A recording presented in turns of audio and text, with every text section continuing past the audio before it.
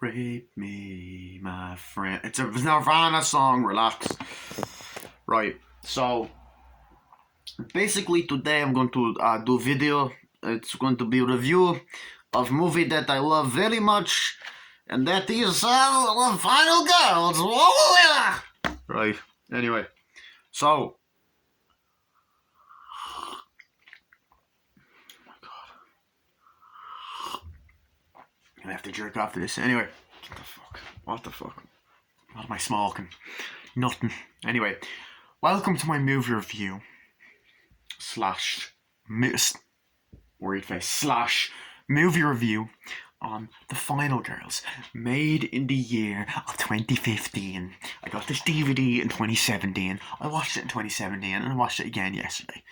So, I have to calm down. It's an independent movie. It's an indie film, indie horror. I have to relax. First, I'll put the DVD there before I fucking spill something. Oh, baby. Anyway, so basically, the plot of The Final Girls is got this girl who is really close with her mother. Her mother is an actress who was in this horror franchise Camp Bloodbath, which at the start of the movie you see the girl watching the trailer. Well, she was in the first one. So Camp Bloodbath is basically a horror slasher, fictional horror slasher movie made in this film that involves a bunch of camp counselors going to a lake or woods, and they all get killed off one by one, but the virgin lives. So it's basically just this world's version of Friday the 13th, and this film is pretty much a parody of Friday the 13th. Parody now of Friday the 13th. So essentially, her and the mother are really close, but the mother. Why does Snapchat always decide to be a cunt when I'm. Oh, he was messaging me. Fuck off. 6 fucking feet, bitch. Having some hot chocolate, okay? So, essentially, the mother wants to break free of being known and typecast as that slasher actress, and she's having issues with this other guy, and the daughter's like, fuck him or whatever. He's an asshole. Fucking tractors going past, tell you. Joys of living in the country. So that's what happens with that. But while they're driving and listening to this song, they get into a nasty car accident and the mother dies. So we cut to 3 years later, and the daughter is still grieving and not really been able to cope with the death of her mother, but she's also really close friends with this girl, the girl that's also in Arrested Development, Green Room, Living with Yourself. So they're driving, whatever, and she's basically just a shy girl who wants to do well in college, because she's been failing, mainly due to the fact that, she's dealing with the loss of her mother. So essentially, she goes and this guy, she likes this guy, and he wants to test her knowledge on different things, and pretty much, she's wanting to kind of deal, and she's dealing with the anniversary of her mother's death and all that other shit. So this guy, who's the nerdy guy of the group and the annoying guy, basically wants her to go to the screening, a double feature screening of the fictional movies Camp Bloodbath 1 and 2, because the mother is in the first one. Fucking Jesus. It's fucking roasting. This is cold like it's winter, but I think it's because of my hyperness and hot chocolate and obviously my sexiness. Anyway, so basically they want her to go to the screening of Camp Bloodbath 1 and 2. She doesn't want to at first, but like, okay, so I will. So they all decide to go to this premiere, this kind of screening. They go there. He's like, hey, do you want me to put you down on the list and all this for, for a Q&A? So she's like, no, okay, we'll put it as a maybe. So she goes, sees the movie, and in the middle of watching it, it's kind of getting anxiety and anxious because she sees her mother in it. However, a guy ends up lighting a cigarette, causing the whole cinema to go on fire. They've no way out, so they grab the machete and cut through, and they end up going into the screen. So they end up inside the movie. They go there, the characters come past on the van and are asking where to go, but they wait 92 minutes, and every 92 minutes it starts going in a cycle. So they realise that the movie just starts over again. So essentially, like, okay, we'll go with you. They pretend to be camp counselors. They go, they meet the campers, they bond, whatever. And we basically get the typical horror movie tropes. We get the sexy woman. We get the dumb blonde named Tina. Tina was the name of a lot of fucking horror characters. I noticed that, like, there's a Tina in Friday the 13th Part 7, I believe. And then obviously there's Tina in the first Nightmare on Elm Street.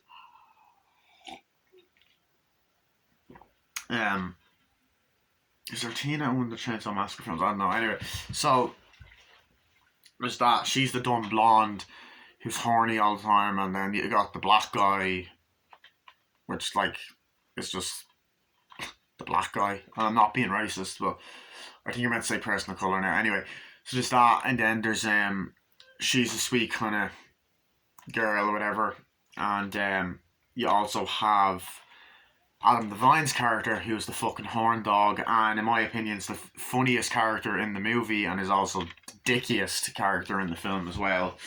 But I think it's the reason I like his character is because I like Adam Devine. I liked him in episodes of Workaholics that I've seen. I love him in Modern Family, Pitch Perfect, and I've actually briefly talked to him before. Believe it or not, I messaged the official page and he actually replied. So he seems like a nice guy in real life. So I have a soft spot for old Adam. No shit, baby. Anyway, so as they're there, they're hanging out and they're kind of like, what the hell do we do? Also, should mention that this girl as well also shows up at the screening and shows up with some random guy or whatever, and she actually used to be really good friends with her, and I think she used to go with him. She's all freaked out, and she's the bitchy hot girl that essentially wants to get the fuck out, but this guy here is loving it, and everyone else is trying to figure out how to get the fuck out. So the way to go out of the film, but as they keep running, the movie won't let them leave. So yeah, so they just play along, whatever, get to know each other and all that. But we know that the serial killer in the movie is Billy. So as they're running or whatever, walking around, they're going around and, like, you know, talking about the usual things, like Adam Devine wants to have sex with her and is asking this guy, have you had sex with Max, who's the main girl, the main actress, the main character in the film. The black guy is kind of hitting on her a little bit as they're talking or whatever. And there's all this other shit. And Tina's just a dumb blonde that dances. But anyway, they all go off for a while. They go in the woods and they see these two random people. This hitchhiker and this other girl. They start making out in a really porn type sex scene. Not sex scene, but they start making out. And essentially, what ends up happening is the character Billy comes up and kills both of them. And they run off, and then eventually they watch, but then this guy's like, hey, Billy's not going to kill us because, you know, we're not in the movie and all. But eventually he just stands there for ages. Billy comes over and walks towards him. Eventually he doesn't. Billy walks off and then throws a machete at him, killing that guy. They run off. They run away, and eventually what ends up happening is they're running over and over and over again. They end up in a loop, and the movie won't let them leave. So they're basically stuck here and have to try and figure out what to do. Like, do we have to kill Billy? Do we have to wait for the final girl to show up? And the final girl does show up, but she's not. She's there and they're talking the cabin or whatever. And eventually Billy ends up coming and trying to kill them. And we get the backstory of Billy and all that. That he was a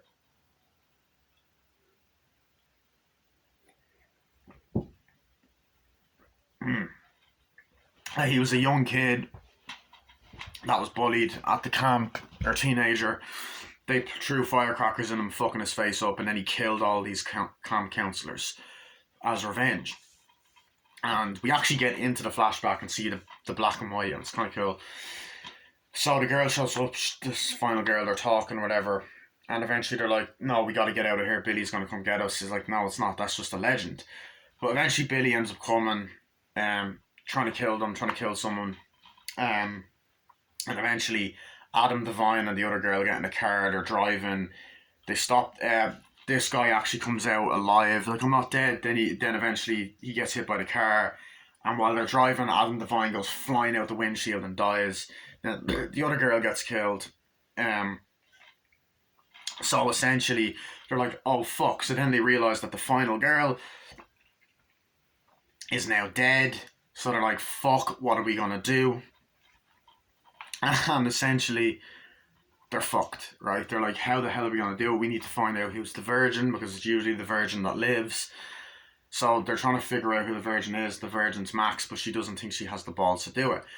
Max, though, throughout the film, does start to kind of grow a bond with this woman because the woman is played by the actress. The actress that plays her is her mother, so she talks to her, tries to look out for her when she feels like she's being taken advantage of.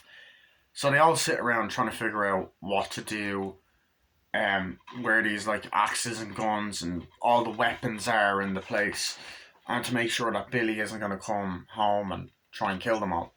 So they're trying to get ready for that, and essentially, there's many occasions where they're there. Billy tries to come and attack them. Billy ends up killing some of them off one by one. Um, you know, kills off. Kills off this girl.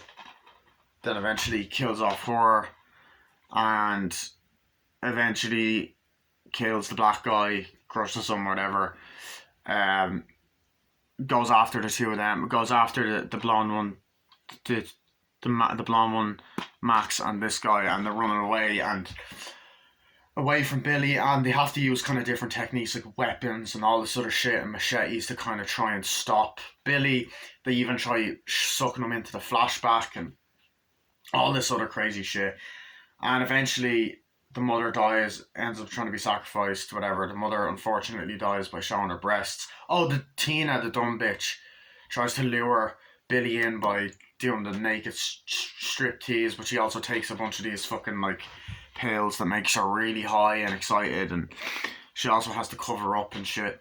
She gets killed as well. I forgot to mention her. She's in the camp with them. I forgot how to mention her, and she's also has never seen a smartphone because it's modern day 2015, but then when they're in the movie they go back in time as well to the 80s. So I like that idea. So Billy's running after them. The mother ends up Max ends up going after the mother after the guy gets cut. She ends up getting killed, unfortunately. Sacrificed herself, but then Max goes out to fight Billy. They fight Billy, the guy's there, she kills Billy, the movie ends. They get sucked out of the movie. When it's over, they end up in hospital. All the friends end up back alive, like this girl, this guy.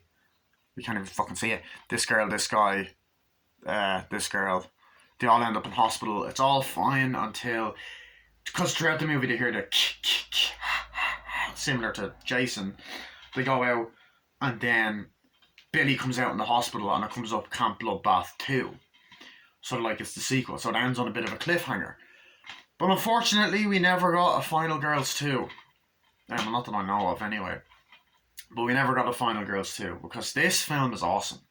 This is a fucking great movie. It's a great parody. It's actually one of the best parodies ever in a lot like that we've had in recent years, because we don't get good parody movies much anymore. You know, the old parodies are the best, like Airplane, Young Frankenstein, fucking Blazing Saddles, Spaceballs, even the likes of, if you count the Monty Python films like Life of Brian and all that. Even the first two Scary Movies are decent, like. And I just feel like the Lego movies are kind of parodies. The Lego Batman movies are parody. They're good, but this is a great parody of Friday the 13th and just slasher movies in general. You know, It's very funny as well. It's pretty tame for a horror film. There's no nudity. There's only one f bomb, but like it is a fucking really fun and enjoyable film. It's almost like Last Action Hero mixed with Friday the 13th because of the kind of the story. So I'll get into that now in a second. I'll get into the scenes and the usual shit. Uh, yeah.